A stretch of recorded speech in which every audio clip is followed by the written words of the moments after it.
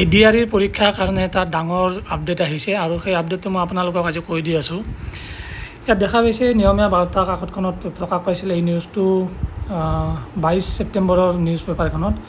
আৰু ইয়াত লিখিছে ADRE দুয়োটা পৰীক্ষাত উত্তীৰ্ণ প্ৰাৰ্থীয়ে ওপৰৰ স্কেলৰ পদতহে নিযুক্তি পাব। ইয়াত লিখিছে নিযুক্তি পাব, অৰ্থাৎ এই নিউজটোৰ পৰা আপোনালোকে কি গম পালে? অৰ্থাৎ কোনোবা এজন কেণ্ডিডেটে যদি দুটা পৰীক্ষাত পাছ কৰে, অৰ্থাৎ থাৰ্ড গ্ৰেড আৰু ফ'ৰ্থ গ্ৰেড দুয়োটা যদি পাছ কৰে, তেতিয়া তেওঁ এটা পদতহে নিযুক্তি পাব। অৰ্থাৎ যিটো থাৰ্ড গ্ৰেডৰ পষ্ট হ'ব সেইটোতহে তেওঁ নিযুক্তি পাব আৰু ফ'ৰ্থ গ্ৰেডৰ পষ্টটো বেলেগ এজনে পাব। গতিকে এই নিউজটো মই আপোনালোকক আগলৈকে পঢ়ি দিছোঁ। অসমক অনুসৰণ কৰিছে JMM কংগ্ৰেছ নেতৃত্বাধীন ঝাৰখণ্ড চৰকাৰে। JMM হৈছে ঝাৰখণ্ডৰ যিখন এতিয়া চৰকাৰ, সেই চৰকাৰখন কংগ্ৰেছৰ নেতৃত্বাধীন চৰকাৰ। আৰু ঝাৰখণ্ড মুক্তি মৰ্চা বুলি এটা পাৰ্টি আছে, সেই পাৰ্টিটোতে কংগ্ৰেছৰ লগত লগ হৈ পেলাই এতিয়া চৰকাৰত আছে ঝাৰখণ্ডত। ঝাৰখণ্ডতো আজি দুদিন আগতে অৰ্থাৎ 21 ছেপ্টেম্বৰৰ দিনা এটা পৰীক্ষা হৈছিলে JSSC বুলি, যেনেকৈ আছে আমাৰ ষ্টাফ চিলেকশ্যন কমিশ্যন বুলি, তাতে আছে ঝাৰখণ্ড ষ্টাফ চিলেকশ্যন কমিশ্যন। আৰু সেই পৰীক্ষাটো আমাৰ ADRE নিচিনা একে পৰ্যায়ৰ পৰীক্ষা। অৰ্থাৎ ADREত আমাৰ যেনেকৈ আছাম ডাইৰেক্ট ৰিক্ৰুইটমেণ্ট এক্সাম হয়, ঠিক তেনেকৈ ঝাৰখণ্ডত ষ্টাফ চিলেকশ্যন কমিশ্যনৰ দ্বাৰা এক্সাম কৰি পেলাই তাতে চৰকাৰী বিভিন্ন যিবিলাক পদ আছে সেইবিলাকত তেওঁলোকে নিযুক্তি দিয়ে।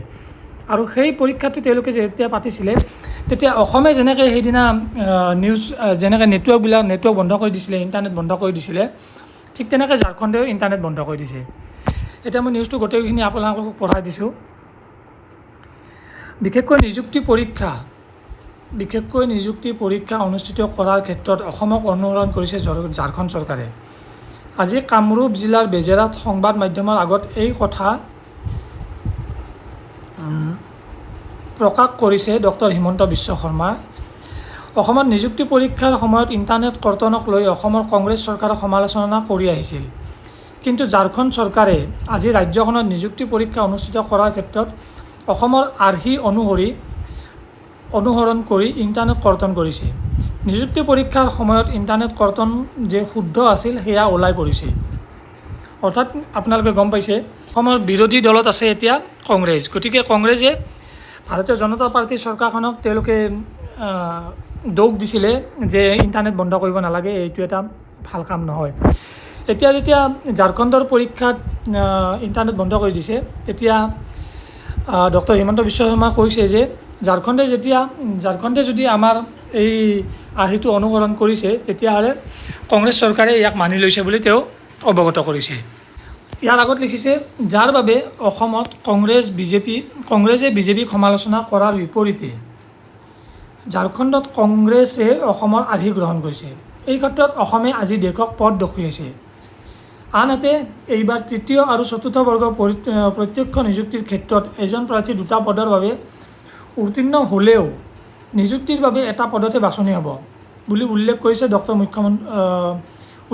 মুখ্যমন্ত্ৰী ডক্টৰ শৰ্মাই। লগতে কয় যে তৃতীয় আৰু চতুৰ্থ বৰ্গৰ পদৰ বাবে বাছনি হোৱাজনে তৃতীয় বৰ্গৰ পদতহে নিযুক্তি পাব। অৰ্থাৎ আপোনালোকক মই আগতে ক'লোঁ এইখিনি কথা। তাৰপিছত লিখিছে, তদুপৰি ওপৰৰ স্কেলৰ পদতহে নিযুক্তি লাভ কৰিব, অৰ্থাৎ থাৰ্ড গ্ৰেডতহে তেওঁ নিযুক্তি লাভ কৰিব। একেজন প্ৰাৰ্থী যাতে দুটা পদৰ বাবে বাছনি নহয়, তাৰ ওপৰত এই ব্যৱস্থা কৰাৰ কথা উল্লেখ কৰি মুখ্যমন্ত্ৰী ডক্টৰ শৰ্মাই কয় যে কিবা কাৰণত এজন প্ৰাৰ্থী দুটা পদত বাছনি হ'লে লটাৰীৰ জৰিয়তে যিকোনো এটা পদতহে তেওঁক নিযুক্তি দিয়াৰ ব্যৱস্থা গ্ৰহণ কৰা হৈছে। নহ'লে 1,000 পৰা 1,500 প্ৰাৰ্থীৰ দুটাকৈ পদৰ বাবে নিযুক্তি হয়।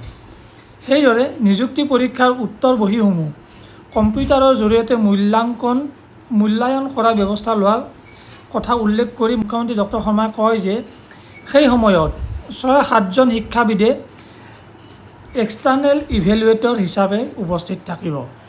ভাৰতৰ আন স্থানত এনেদৰে পৰীক্ষাৰ উত্তৰ বহী মূল্যায়নৰ ব্যৱস্থা নাই বুলিও মুখ্যমন্ত্ৰী ডক্টৰ শৰ্মাই প্ৰকাশ কৰিছে। অৰ্থাৎ এইখিনি যিখিনি ব্যৱস্থা লৈছে সেইখিনি ভাৰতৰ বেলেগ ৰাজ্যত ক'তো নাই বুলি মুখ্যমন্ত্ৰী ডক্টৰ শৰ্মাই প্ৰকাশ কৰিছে। একেদৰে নিযুক্তি পৰীক্ষাৰ ক্ষেত্ৰত মহিলা প্ৰাৰ্থীক তালাচী অব্যাহত থাকিব বুলি স্পষ্ট কৰি দি মুখ্যমন্ত্ৰী ডক্টৰ শৰ্মাই কয় যে বিমানবন্দৰৰ আৰ্হিত এই তালাচী হ'ব। যুৱক প্ৰাৰ্থীৰ দৰে যুৱতীসকলকো পৰীক্ষা গৃহত প্ৰৱেশৰ বাবে পূৰ্বে তালাচী চলোৱা হ'ব। অৱশ্যে যুৱতী মহিলাসকলক তালাচী চলোৱাৰ পূৰ্বে তেওঁলোকৰ অনুমতি লোৱা হ'ব। অনুমতি প্ৰদান নকৰা মহিলা প্ৰাৰ্থীসকলক আছুতীয়া কোঠাত অধিক নিৰীক্ষকৰ উপস্থিতিত পৰীক্ষাত বহিবলৈ দিয়া হ'ব। অসম আৰক্ষী নিযুক্তি পৰীক্ষা অহা অক্টোবৰ মাহত আৰম্ভ হ'ব বুলিও মুখ্যমন্ত্ৰী ডক্টৰ শৰ্মাই উল্লেখ কৰে। অৰ্থাৎ অসম আৰক্ষীৰো পৰীক্ষা আহি আছে আৰু সেই পৰীক্ষাটো অক্টোবৰ মাহত আৰম্ভ হ'ব বুলি তেওঁ উল্লেখ কৰিছে। ইয়াৰ নিউজটোত আগত লিখিছে ADRE পৰীক্ষাৰ স্বচ্ছতাত আন এক নতুন পদক্ষেপ। 27 ছেপ্টেম্বৰৰ পৰা প্ৰাৰ্থীয়ে OMR চিটৰ ফটোকপি সংগ্ৰহ কৰিব পাৰিব। এইটো আপোনালোকে গম পাইছে। 27 ছেপ্টেম্বৰৰ পৰা আপোনালোকে যি পৰীক্ষা দি আহিছে এই পৰীক্ষাৰ উত্তৰ কপি ফটোকপি আপোনালোকে 27 ছেপ্টেম্বৰৰ পৰা OMR চিটৰ ফটোকপি আপোনালোকে লাভ কৰিব পাৰিব। যোৱা 15 ছেপ্টেম্বৰত অনুষ্ঠিত তৃতীয় বৰ্গৰ প্ৰত্যক্ষ নিযুক্তি পৰীক্ষাত প্ৰাৰ্থীসকলে পূৰণ কৰা OMR চিটৰ ফটোকপি অহা 27 ছেপ্টেম্বৰৰ পৰা সংগ্ৰহ কৰিব পাৰিব। 28 ছেপ্টেম্বৰ সেবাৰ ৱেবছাইটত উপলব্ধ হ'ব OMR উত্তৰ বহী। অৰ্থাৎ সেবাৰ ৱেবছাইটৰ পৰা আপোনালোকে 28 ছেপ্টেম্বৰৰ পৰা আপোনালোকৰ নিজৰ উত্তৰ বহীখন অৰ্থাৎ OMR চিটখন চাব পাৰিব যে তাত আপুনি কোনটো শুদ্ধ উত্তৰ দিছে আৰু কোনটো আপোনাৰ ভুল হৈছে।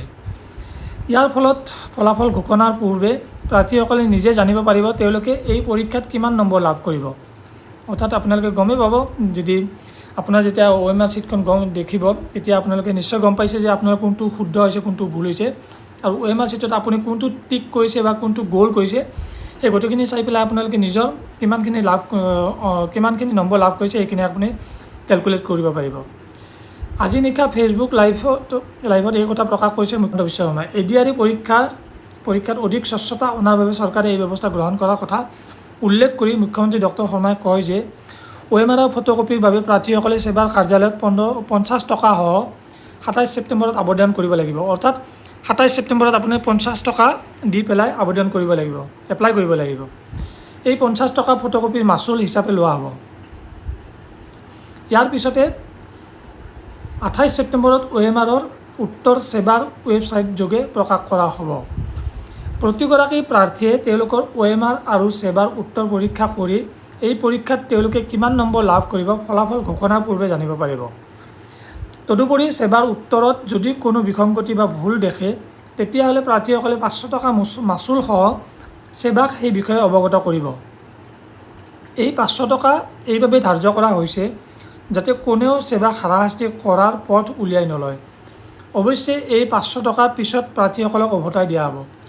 অৰ্থাৎ যদি কিবা বিসংগতি পায় তেতিয়া 500 টকা ফিজ দি পেলাই আপোনালোকে সেবাক অৱগত কৰিব পাৰিব আৰু এই 500 টকাটো আপোনালোকে পিছত ঘূৰাই পাব।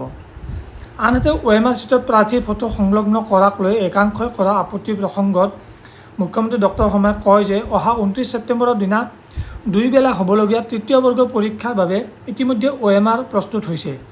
সেয়ে 29 ছেপ্টেম্বৰৰ পৰীক্ষাৰ OMRত প্ৰাৰ্থীৰ ফটো সংলগ্ন থাকিব। কিন্তু অক্টোবৰ মাহত হ'বলগীয়া ADRE পৰীক্ষাৰ OMRত প্ৰাৰ্থীৰ ফটো নাথাকে।